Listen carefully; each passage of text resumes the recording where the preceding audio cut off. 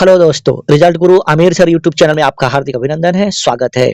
ये राजनीति विज्ञान क्लास 12th का चौथा चैप्टर है, भारत के विदेश संबंध, यानी भारत का विदेशों के साथ कौन-कौन सा संबंध है, उसी चैप्टर को मैं लेकर के आया हूँ। चैप्टर है चौथा और ये जो बुक है वो पहली किताब है 12th क्लास की राजनीति विज्ञान की, जो स्वतंत्रता से लेकर अब तक जो राजनीति है उसके बारे में इसमें हम लोग को पढ़ना है। तो इसी का ये चौथा चैप्टर है। चैप्टर का नाम है भारत का विदेश संबंध, भारत का विदेश संबंध, क्लास 12 पॉलिटिकल साइंस। अगर हम हमारे चैनल पे नए हैं तो इसे सब्सक्राइब जरूर कर लेंगे, दोस्तों के बीच इसे शेयर जरूर कर देंगे। मन में किसी तरह का कोई सवाल होगा या कोई सब्जेक्ट अगर आप हमारे यूट्यूब चैनल से पढ़ना चाहते हैं तो कमेंट बॉक्स में कमेंट जरूर करेंगे। आइए मैं शुरू करता हूँ। क्वेश्चन पहला इसका, पहला क्वेश्चन कि भारत में राष्ट्रपति पद के उम्मीदवार की न्यूनतम आयु कितनी होती है? तो ये होती है 35 वर्ष। अगला क्वेश्चन देखेंगे, कह रहा है कि किस पाकिस्तानी राष्ट्रपति ने 1966 में ताशकंद समझौते पर हस्ताक्षर किए थे? तो उस समय जनरल अयूब खान उस समय वहां के पाकिस्तान के प्रधानमंत्री थे जब ताशकंद समझौता था। इसको याद रखेंगे, ताशकंद समझौता के समय में। अगला क्वेश्चन कि बांग्लादेश का निर्माण किस वर्ष हुआ? ये आपको पता होना चाहिए कि बांग्लादेश का निर्माण 1971 ईस्वी में हुआ था, 1971 ईस्वी में। अगला क्वेश्चन देखिए यहाँ पर, अगला क्वेश्चन ध्यान से देखेंगे यहाँ पर,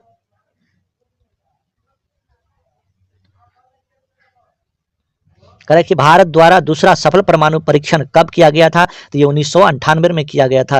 अगला क्वेश्चन है कि स्वतंत्रता के बाद भारत अपनी नीतियों के संचालन में निम्न में से किन नीतियों को महत्व दिया? तो ये आपका उपयुक्त में से सभी हो जाएगा।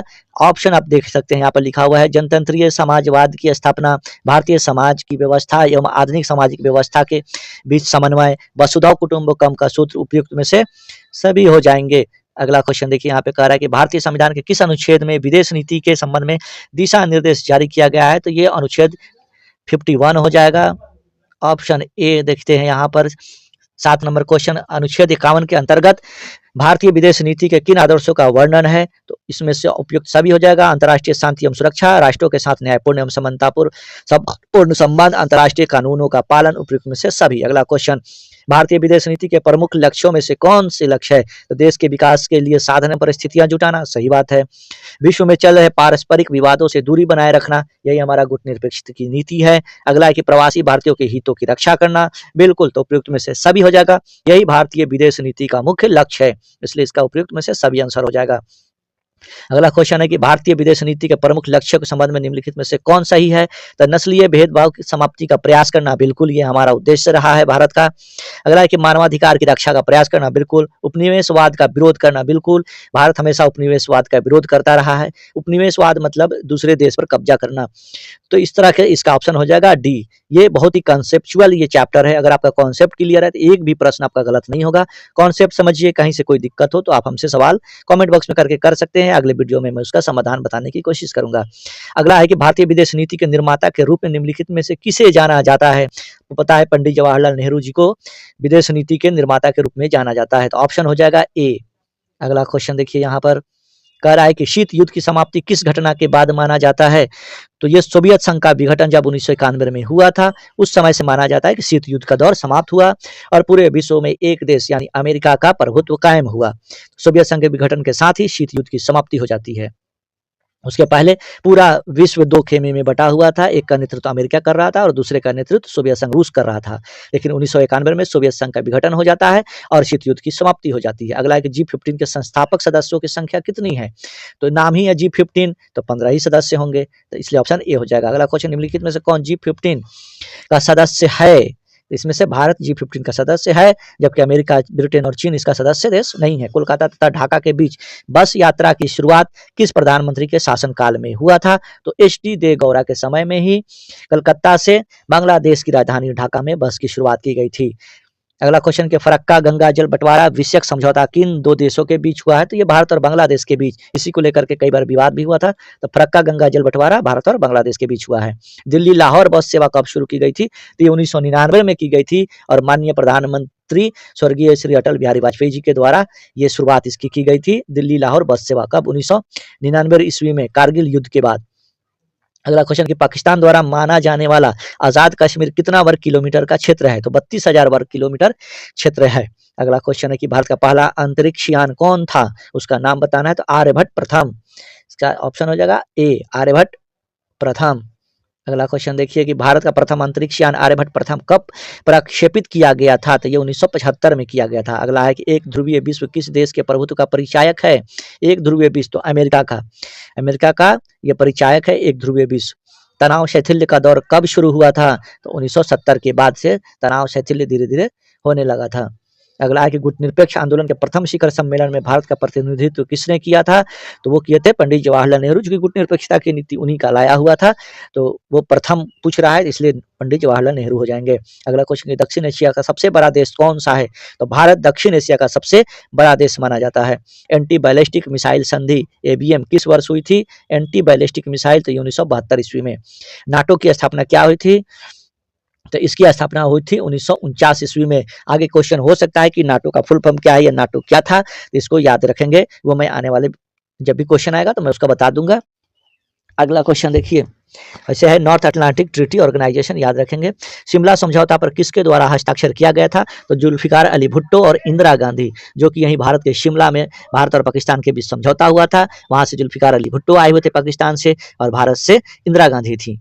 उन्हीं दोनों के बीच में ये समझौता हुआ था। भारत संयुक्त राष्ट्र संघ का सदस्य कब बना था। तो 1945 में ही।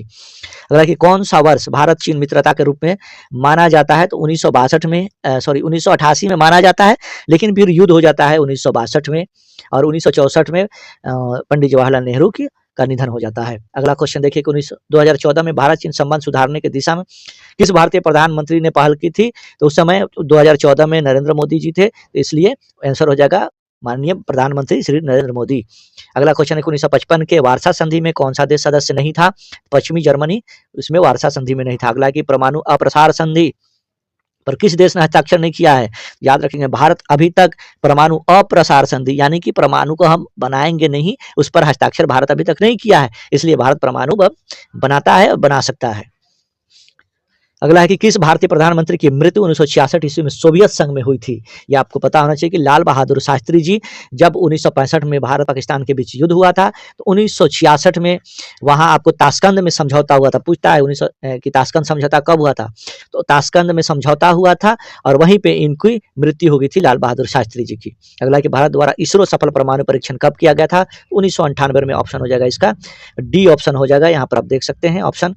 अगला क्वेश्चन है कि किसने कहा भारत के लिए दुर्गामी हित को देखते हुए यही हितकर होगा कि हम बिना किसी को नाराज किए लाखों लोगों की सहानुभूति प्राप्त कर सकते हैं। तो ऑप्शन हो जाएगा पंडित जवाहरलाल नेहरू, ऑप्शन बी हो जाएगा। अगला क्वेश्चन देखिए यहाँ पर, अगला क्वेश्चन देखिए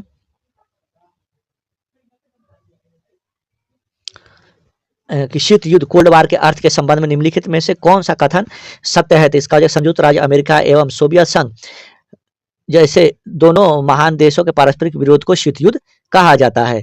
अगला क्वेश्चन यहाँ पे हो जाएगा आपका कि गुट निरपेक्षता का क्या अर्थ होता है। तो दोनों गुटों से समान दूरी बनाए रखना। तो इसमें आपका सब वही कह रहा है। देखिए किसी गुट में, पहला देखिए ऑप्शन क्या कर रहा है कि किसी गुट में शामिल ना होकर स्वतंत्र अस्तित्व बनाए रखना, बात वही है। दोनों गुटों में समान दूरी बनाए रखना, दो गुटों के बीच तटस्थता की नीति अपनाना, उपयुक्त में से सभी हो जाएगा, इसलिए इसका आंसर। अगला क्वेश्चन है कि 1962 में भारत पर किस देश ने आक्रमण कर दिया था। तो चीन ने 1962 में आक्रमण कर दिया था, जबकि नारा लग रहा था कि भारत चीन भाई भाई, हिंद चीन भाई भाई। अगला कि बहुध्रुवीय विश्व में गुट निरपेक्षता की प्रासंगिकता और भी अधिक है, यह कथन निम्न में से किसका है। तो ये कथन है जवाहरलाल नेहरू का। देखिए आ गया NATO, North Atlantic Treaty Organization. North Atlantic Treaty Organization क्या है। तो यह एक सैनिक, अमेरिका का सैनिक गठबंधन था। अमेरिका एक सैनिक संगठन बनाया था जिसका नाम रखा था नाटो। इसी तरह से वर्सा पैक्ट क्या है। तो वर्सा पैक्ट भी सोवियत संघ का यह एक सैनिक गठबंधन था। तो ऑप्शन हो जाएगा इसका ये वार्सा और नाटो, याद रखेंगे। नाटो अमेरिका का, वार्सा सोवियत संघ का। अगला है कि स्वेज नहर विवाद में ब्रिटेन द्वारा मित्र पर आक्रमण कब किया गया था। तो ये किया गया था 1956 में स्वेज नहर को लेकर के। अगला है कि गुट निरपेक्ष आंदोलन का प्रथम सम्मेलन कहाँ हुआ था।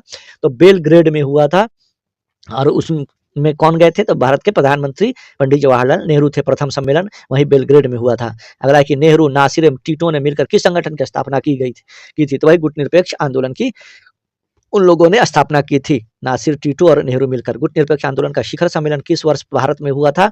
तो ये हुआ था भारत में 7वां शिखर सम्मेलन 1983 में गुटनिरपेक्ष का 7वां शिखर सम्मेलन हुआ था। अगला क्वेश्चन देखिए करा कि पाकिस्तान के वर्तमान प्रधानमंत्री कौन है? तो ये अभी आपका ये गलत है, अभी इनमें से कोई नहीं है, इसको नहीं देखें। अगला क्वेश्चन देखिए, पंचशील समझौता किन दो देशों के बीच संपन्न हुआ था? भारत और चीन के बीच। पंचशील के सिद्धांत में निम्नलिखित में से कौन सही है? तो इसमें का ऑप्शन 4 हो जाएगा। एक दूसरे के अखंडता एवं संप्रभुता के प्रति पारस्परिक सम्मान की भावना, एक दूसरे देशों पर आक्रमण नहीं करना, दोनों देशों के बीच मैत्रीपूर्ण संबंधों की स्थापना करना, उपयुक्त में से सभी। इसलिए कोई भी देश एक दूसरे पर हमला आक्रमण नहीं करता है, क्योंकि पंचशील समझौता हुआ था। अगला है कि पंचशील सिद्धांत को संयुक्त राष्ट्र संघ में कब मान्यता प्रदान की गई? तो ये की गई थी आपका 1959 ईस्वी में। अगला है कि भारत में जनता पार्टी की सरकार कब बनी थी?